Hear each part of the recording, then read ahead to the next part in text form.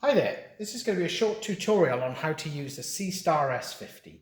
So all I've done initially here is put on top of the tripod itself, the SeeStar, and I press the power button by holding it in for a couple of seconds. On the tripod itself, it does have a spirit level, so that's useful for checking the ground and making sure it's on a level surface. Now I'm just using an Android tablet here. First thing we've got to do when it's switched on, well, you can see that the batteries are mostly full there, 3 out of 4 bars. You go to the internet settings and you've got to try and connect to the S50. So if you look at the internet settings, you should see an S50 icon with some other letters after it, okay?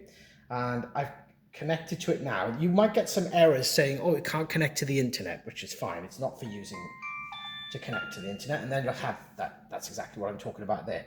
So I'm just going to say, yes, I still want to connect to this network, even though there's no internet. So now it's connected up here. Now, the first time you use it, you might have to go into the Bluetooth settings and pair the devices. That's the only step really that's missing here from the first time use. You need to install the software, which is SeeStar, and click on that.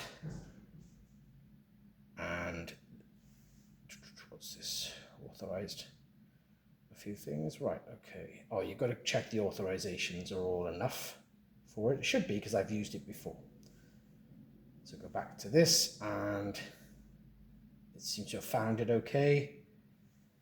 And now we want to open the arm first, okay?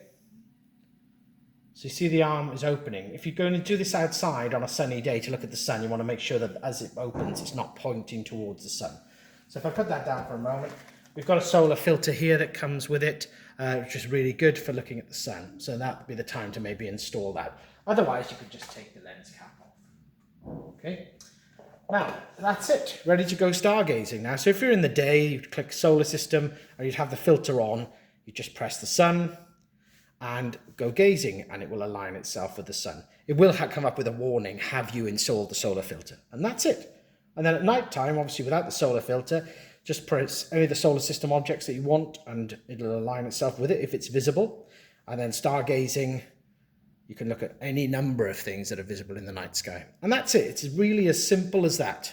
So that was a quick tutorial indeed. So the only difference really in the first time use was you'd have to go into the Bluetooth settings and just pair the devices first. Okay, hope you find that useful.